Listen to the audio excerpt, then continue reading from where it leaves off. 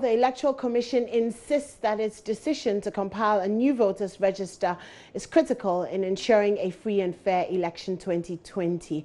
Dr. Srebo Kweku, who is the Director of Electoral Services, explained to my colleague Koje Yankson on the AM show this morning that the move will reduce the cost of printing ballot papers during elections. 1018 to later. So we buy other. So the EC's position is that this current register cannot be used in the next election. Our estimation is that if we are to do that, are we going to do limited registration? If the answer is yes, which machines are we going to use to? That we're going into the machines. I want us to hold on to that for a minute. Okay. Let's stick with the creation of a new register. Okay. And the question is the EC saying that this register as it stands right now cannot be used in the next election? Our stand is that we can get a credible one. You see, we shouldn't lose out on the fact that whoever loses an election will have find excuses for losing. So we shouldn't give anybody who will lose the reason to come out and say that people abuse the system. And our concern is the voting aspect and the manual verification aspect. Okay. So we want to take the two off the scene. So at the moment, the register is not credible? It's credible, but we can get more credible one. So you are seeking to improve it, exactly. But it's actually fit for purpose? Once we use it, yes. You see, the other side that we should understand is that why do we change registers? Because once in a while, you need to improve on what you have. So if you get to a point, you read that this one, like somebody said, it's overstretched. It has gotten to its limit that we need to find a way of upgrading it. Now, if you are to update, meaning that you have to add and delete. And the concern now is you can easily add, but when it comes to deleting, it's a problem.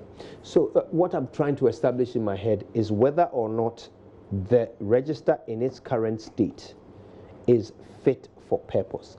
Can it be used in 2020 or can it not be used in 2020? We believe that if we are to use it, we will give room for possible complaints when somebody loses. And in elections, somebody will lose. So how are we able to use it in the by-elections? That is what I'm saying. When we by-election. I mean, sorry, not the by-election. That's why even I came out and told you that I've given you that experience that we experienced during the district level election, that if one police station, nobody even voted. So how did you come up with this 99% accuracy thing that you announced to Ghana? That's, you know, the district level election was 99%. No, what we said is that nobody, we haven't said that. What did you say exactly? What we said was that by 99.4% were verified by the machine. Okay. And 6% was not verified. And the 6% sum up to 35,000 votes. Okay. So our concern is that if somebody loses by that margin, to talk of the national elections, then the person may have the cost to complain that had it not been the manual verification that people who abuse it, maybe they would have lost. But let's be fair. If somebody loses by 34,000 votes, no matter what, they are going to call for a recount. Whether or not you have the latest biometric, 34,000 is a little too close. Yes, so don't give the person the room.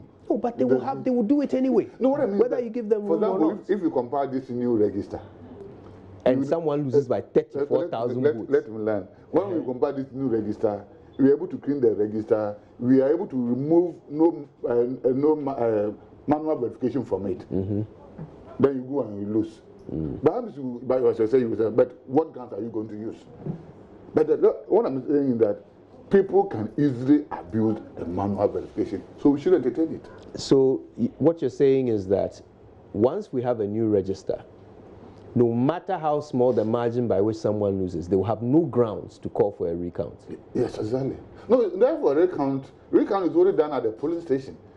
You understand? So if you have any challenge, and they will have no reason to challenge the results. They will challenge, but there will be no grounds for it. Really? Yes.